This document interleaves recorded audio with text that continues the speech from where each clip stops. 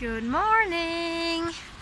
I'm going to Hantverksfestivalen, the Sewing and Craft Festival today here in Stockholm, which is a biannual trade fair for all things crafty, yarn, sewing. So now I'm waiting for Niklas, who took the wrong keys because he's going to drive me there, and I will meet up a friend.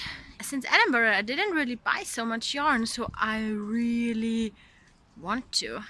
I'm looking for some Icelandic yarn for a sweater for Niklas. So we will see if I will find anything, and if I'm lucky and if you're lucky, then there's going to be a haul at the end, so stay tuned. When I stood in line, I thought, no, not so many people here today. Oh boy, I was wrong.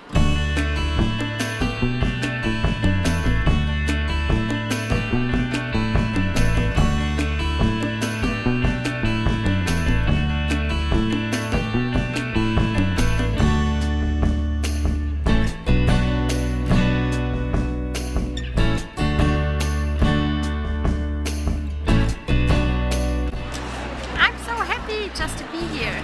So this is I can't show you. This is the place of Tankofta and Tant Ultus, two Swedish. Tankofta is a Swedish yarn dyer, and Tant Ultus is a designer, and she has just released a beautiful book with all the very nice mittens. So everybody wants to get her autograph and buy the book, and I don't think I'm gonna get it, but it's so beautiful, and it's really nice to see that she gets so much support. So I also want to say, lovely book. Maybe I don't know yet, but we'll see what else I'm going to find today. Last time I was at the festival, they had one of these Bohus sweaters in a dark blue, and then in the yoke it was like getting lighter. It was so nice, and I was very close to buying a kit, but then I didn't because they're quite pricey, but so beautiful. Yeah, this is the one. The hat, they also have it as a sweater. Here it is, I found it. So beautiful, I'm dying.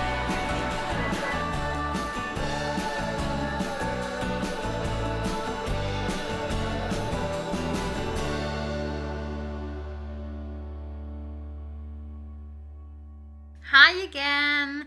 Now I'm home. It's a few hours later. I had some food, some vegan kebab, and maybe it's not quite correct. Niklas is renovating our hallway. So it's a little bit full of things here. So stuff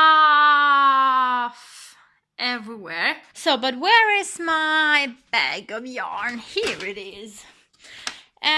Yes, I bought the wool for the Icelandic sweater, and I also had a look at the patterns they had, and I thought, maybe I can find a pattern that I hadn't seen before, but then I had a look at them again, and then I went for Riddari. I can insert here.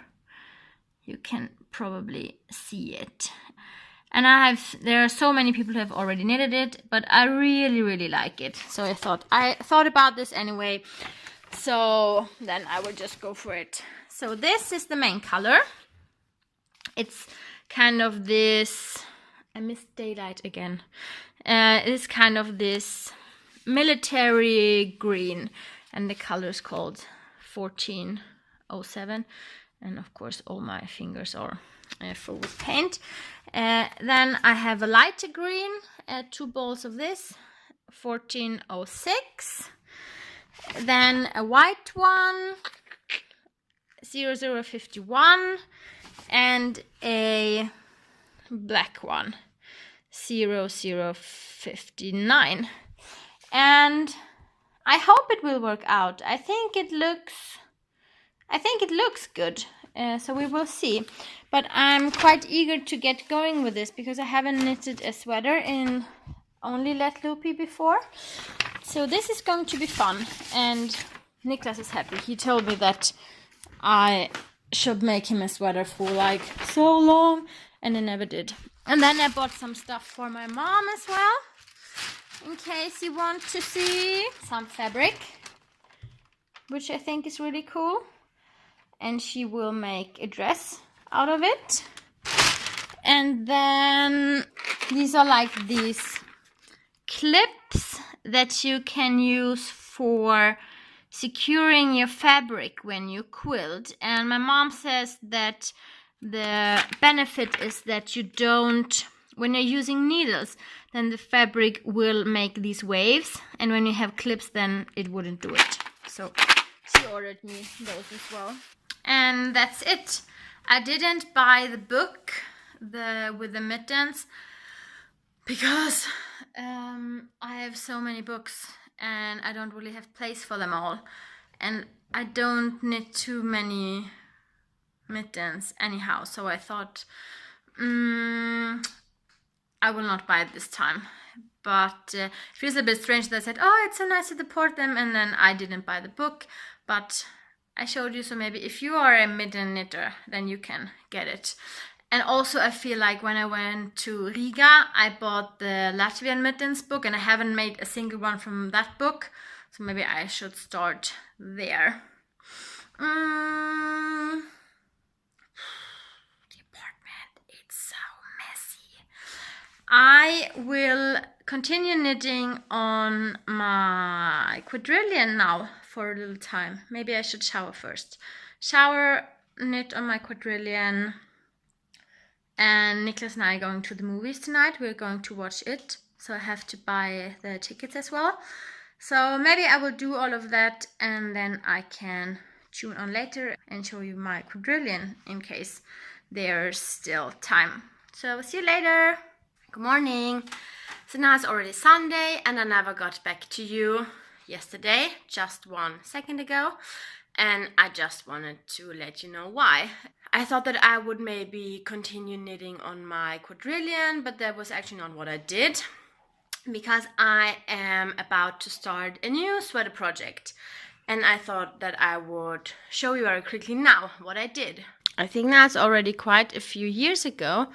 I got the book Knit to Flatter by Amy Herzog as a gift. And ever since then, I wanted to knit a sweater and use her techniques for how to modify a pattern so that it would fit your body better. And I think the main thing that she basically says is that you are, instead of taking your bust measurement to pick your size for a sweater, you are supposed to take your upper bust measurement and then use that and accommodate for if you have a larger bust or a belly or anything. And so that your sweater would fit you perfectly. Yes, these were my measurements the 22nd of December 2014, so almost 3 years ago now. So I did all of the measurements, but then I never really could use the technique because in this book Amy Herzog talks about sweaters that are seamed, and I used it a little bit when I did my tambourine, but it didn't really turn out the way I wanted it to be. So now I thought I would knit a sweater just to use this technique. So here's the swatch that I made. The yarn is a Portuguese yarn called Rosa Pomar. I don't really understand what it's called actually. I think the brand is called Rosa Pomar, and the yarn is called Mungo, and then it also says Retrosaria. So I don't understand. But this is what it looks like, and it's recycled wool and cotton blend, 50-50. And it's a little bit stiff in the ball, but then when you block it, it gets much softer.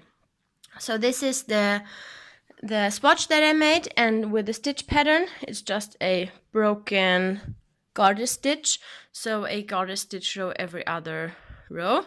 So this is what I want to use. And then I found a pattern, which is a free pattern by Barocco, just a very basic cardigan, but I want to do some alterations to it, but I just chose it because it has at least the stitch gauge, 20 stitches per 10 centimeters, matches my swatch.